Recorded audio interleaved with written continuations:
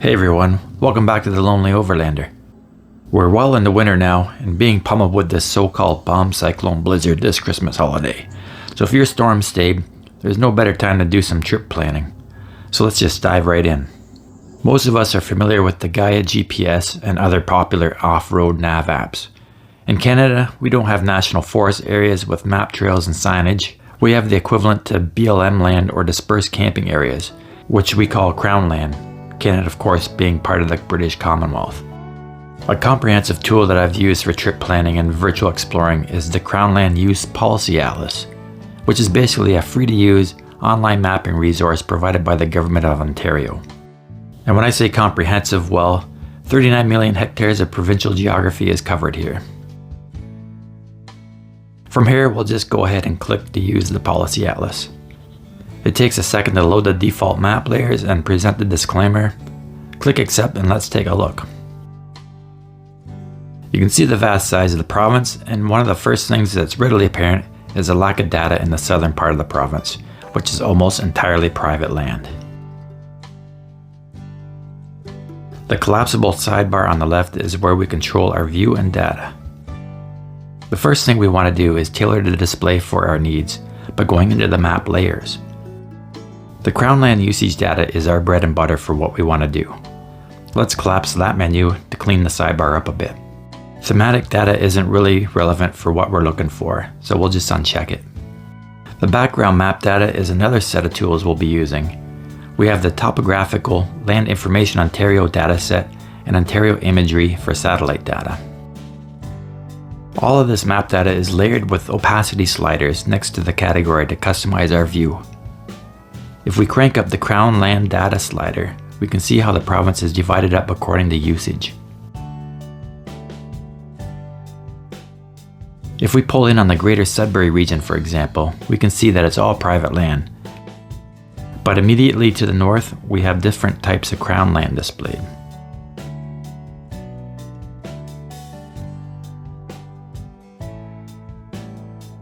Here you can see each region has a designated land use policy number. If we pull up the map legend, we can see what type of land use we're looking at, mainly general use, conservation, and enhanced management zones in this area.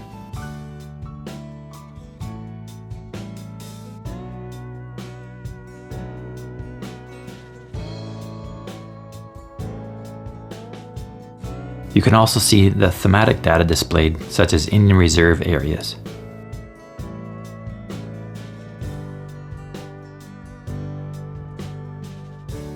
As you open different features on the left, you can see they're tabbed at the bottom for easy navigation.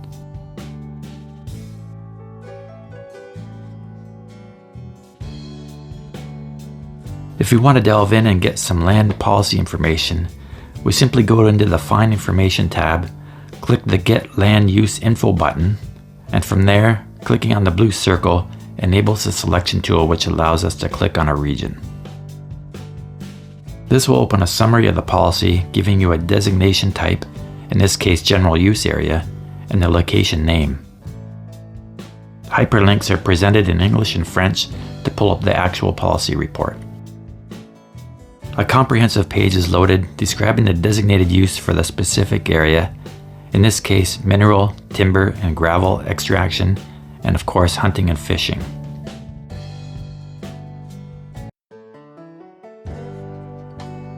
A description of the intent is also provided.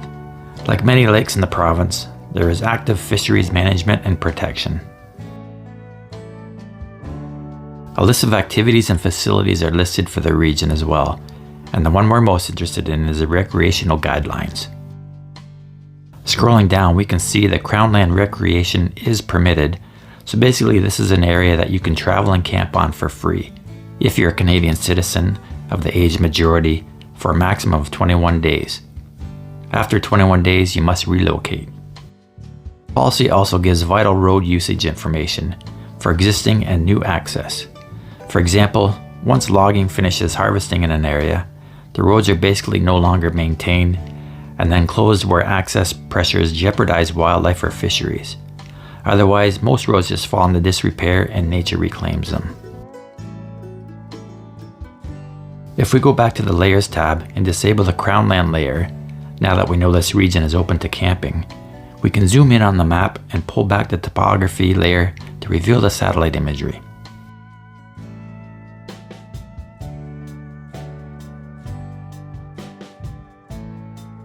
Image quality can vary depending on the data and the region, but here you can drop down, for example, and have a look at what appears to be a mining operation complete with tailing pond. Pretty impressive quality here, especially for an unpopulated Northern Ontario region.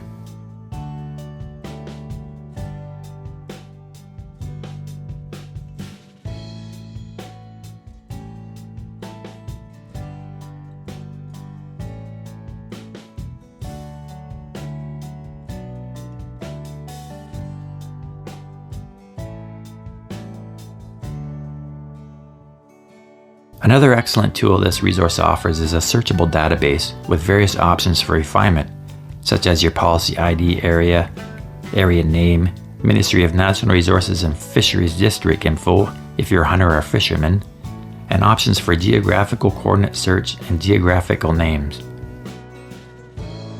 Using this last option, we're presented with a familiar search box, which actually isn't that intuitive. You need to be more specific about your naming conventions. Let's say, for example, you overheard a friend talking about staying at Jack Pine Lake recently and you want to go check it out.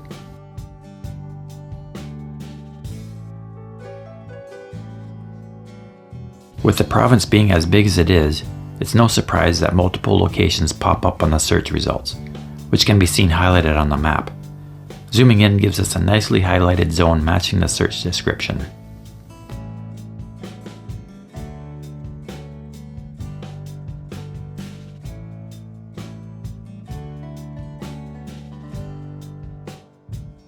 Seeing as we're discussing the Greater Sudbury region, we want to concentrate our efforts there. Here we find another Jack Pine Lake region. Looking at the list on the left, it isn't easy to tell which lake is which or where it's located. You could click on each one and have the map update. But if you go back to the search results page, the options bar will give you the ability to view the results in a table view. Clicking this view will pull up the search data with regional info to help you narrow down the area. In our case, the Nipissing district, as highlighted in the map. So now that we found our spot, we need to check the usage info for that policy region. Going back to the search tab, clicking the policy number and pulling up the report gives us the general use info we need. This policy description is kind of interesting, as it describes the Matabitchawan and Temagami river systems as existing and heritage portages, possibly historic trapping routes for the Hudson's Bay Trading Company, or maybe even exploratory routes of Samuel de Champlain from the 1600s. I'll have to research that some more. When we scroll down and take a look at the recreational info, it looks as if off-trail ATV use is permitted so long as it is an unplanned lake access. You can see that camping is allowed as well. Off-trail snowmobiling and existing trail development use is permitted, which basically means that existing trails are allowed to be maintained. So now that we know this area is of interest, we can take a deep dive into the satellite imagery and look for interesting features, trails, and possible lakeside camp spots.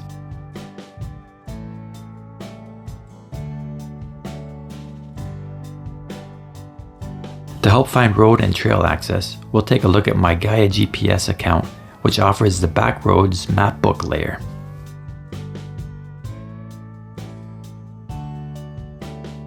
After zooming into the general location, we can go back to the Policy Atlas, right-click on an area and copy the coordinates. We paste that info into the Gaia search bar, remove the longitude abbreviation so it can understand the info, then click on the result.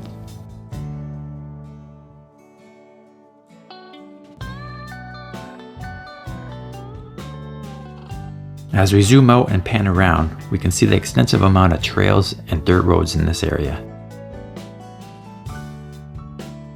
Over here, we can see the Trans-Canada Highway running through Temagami and get a general idea of the access to the area.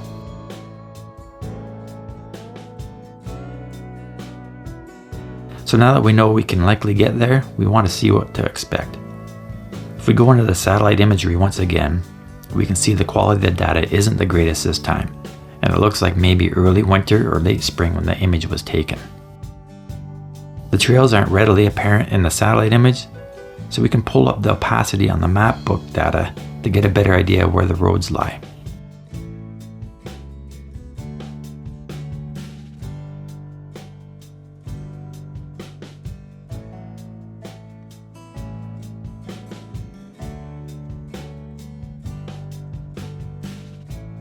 Access to lakes is always a priority for me, so we pull down into this area and bring up the satellite data once again. Looks like a possible spot here and a nice clearing as well. One thing to be aware of is the age of the imagery. An area that looks cleared could potentially be overgrown presently, so take it all with a grain of salt. One satellite image may just be a few months old, while others could be a decade old or more. Gaia GPS is the only off-road GPS app that I know of that offers Backroads Mapbook data, which for Canada gives extensive trail and industry road info, such as logging or mining road access. However, only with a subscription. But Gaia also comes with many more useful layers available, both in Ontario and other provinces, and tons of layers for the United States. Ones of interest are the Colorado 14ers, which give all the trail maps for the 14,000 foot mountain pass trails, and the other ones of interest are the AT and PC trail layers. Another cool data set in the Policy Atlas is the search option categories. If you're feeling adventurous or just looking for some travel ideas, you can find categories such as crater landmarks, for example. Of course, you need a name to search for, but most crater formations I know of have the word crater in the name, so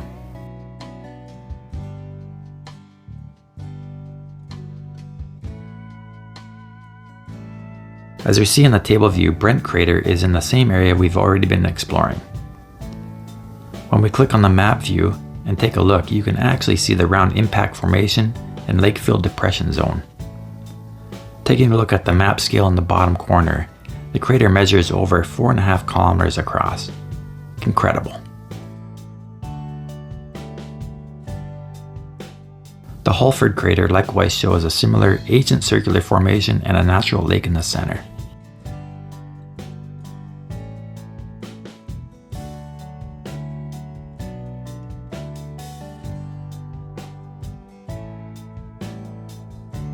Maybe impact craters just aren't your thing, but how about waterfalls?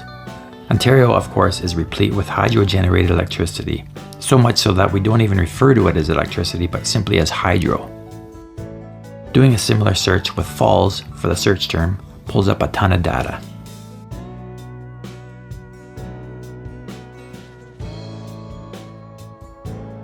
The locations aren't readily apparent on the map view, but switching again to the table view allows us to click on a location and pull it up on the map.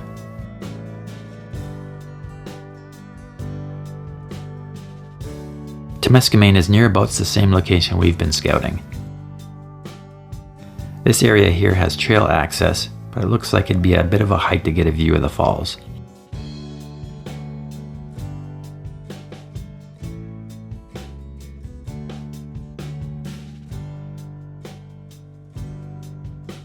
The policy data here looks like a boundary layer following the water. Having a look at the layer reveals a conservation reserve and a provincial park boundary. Most shorelines in the province are protected and so fall in the conservation category.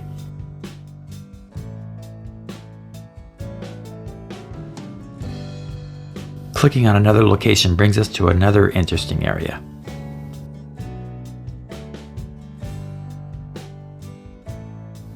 Pulling back and you can see hydrowire right-of-ways carved across the landscape.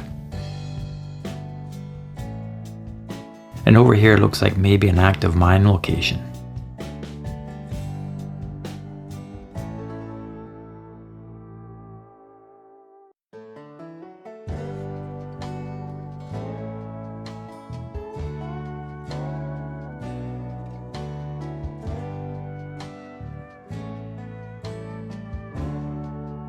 Another falls, another beautiful area. This one not too far off the beaten path.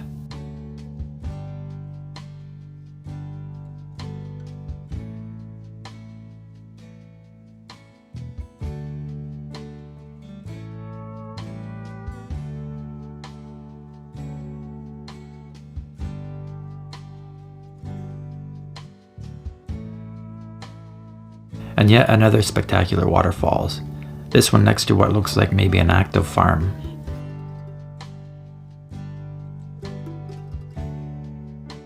Perhaps waterfalls aren't your thing either, but maybe mountains are. Not that there are any 14ers in Ontario, but possibly areas of interest nonetheless. Following the same search criteria, again we see a whole host of locations pulled up.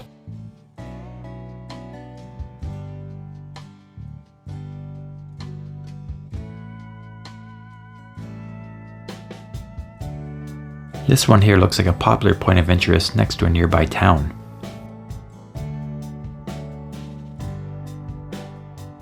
So again, we'll grab the coordinates and paste them into Google Maps, editing it so Google knows what to make of the numbers. And we find the Temagami Fire Tower. Getting directions is as easy as punching in your starting location.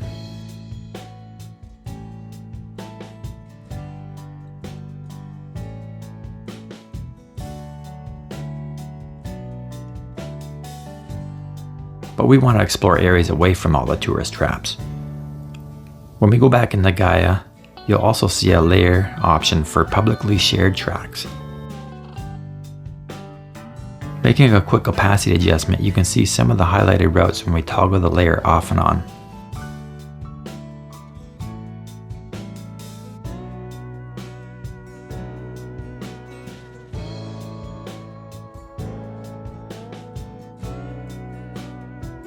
As I click the route, you can see the track data listed on the sidebar. Clicking on the track will provide more detailed info, including the user who created it. Clicking on the username will open up this user's page and publicly recorded tracks. If you click on one of his labeled tracks, it'll open up in your map.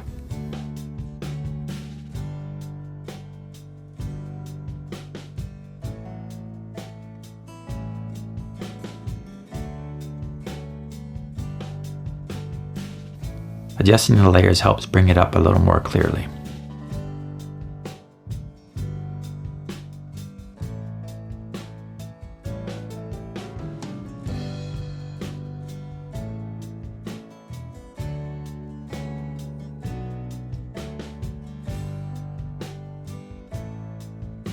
Getting a good look from the satellite data, and you can see some possible points of interest this person was also checking out while traveling.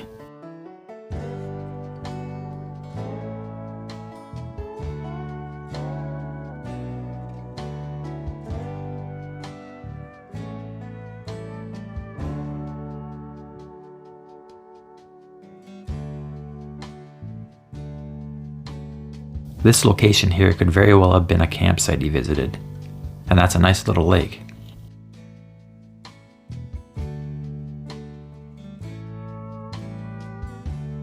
When we toggle on my save data, you can get an idea of some of the spots I've marked for future exploration, just areas that I've pinned that looked interesting on the satellite image. Spots next to lakes, clearings, trails.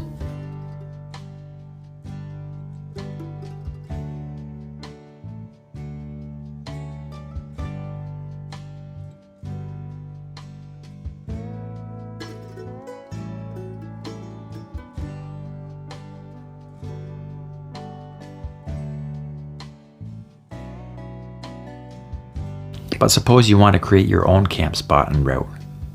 Let me switch off my saved data.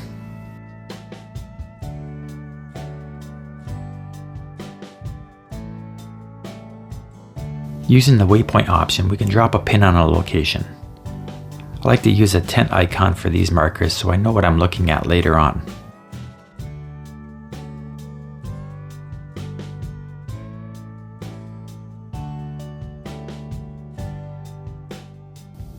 Drag it to a point of interest, Give it a title and then simply save it.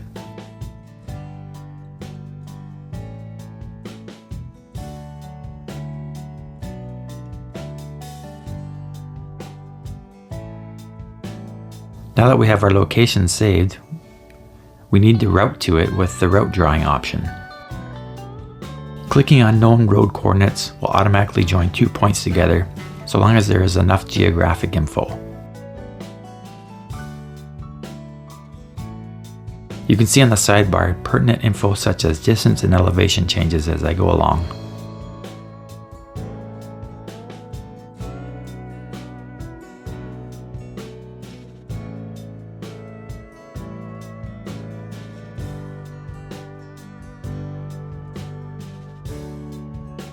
I'll basically just keep working my way to a known, easily accessible location such as a town or a highway. Give it a name, a color, and then save it as a driving route.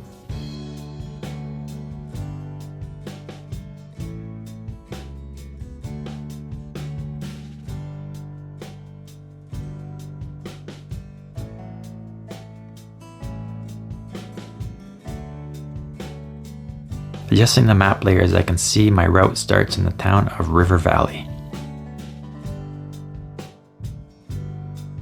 Copying the coordinates once again into Google Maps gives me the route and directions. Once I drive to my Gaia route location with Google Maps, I'll switch over to Gaia for navigating and heading into the wild.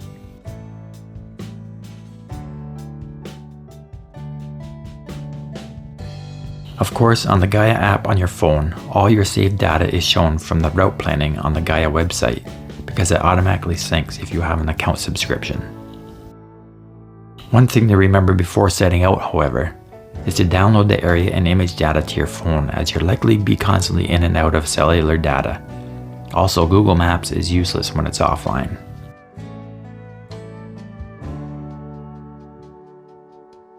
Apart from word searching locations, it's sometimes fun just to get into the satellite data and start scrolling around for points of interest. Like this. This area looks like a popular off-the-highway spot for motorists. And it's right beside the main highway by the looks of it. There's lots more logging and road access in this area as well to explore.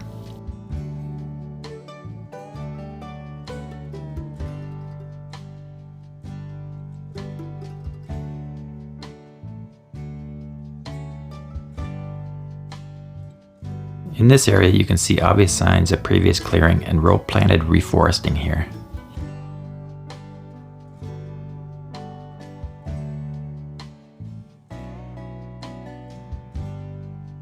Possible access to a river through here.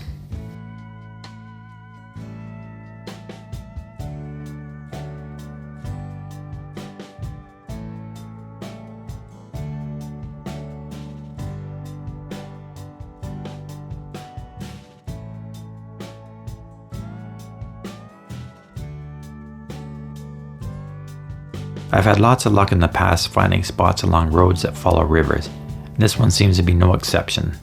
There's lots to check out.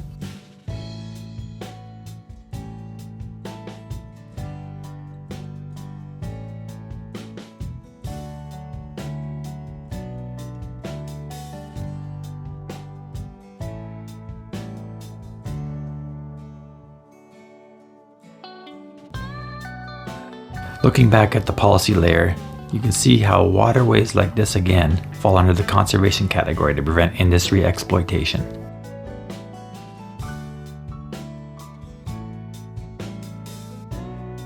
You can see in the policy detail, water access points such as boat launches will be left alone.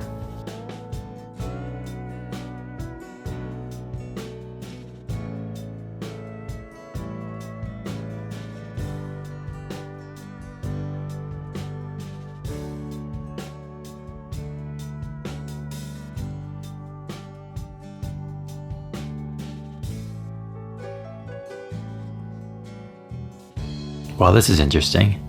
I mentioned earlier about the vast hydroelectric power generation in the province, and here you can plainly see a dam structure and the transmission lines exiting to the left.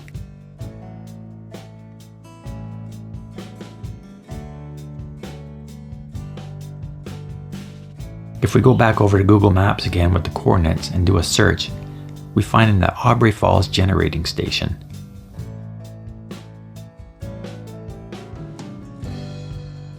Interestingly enough, it looks as if the main road crosses over the dam structure itself.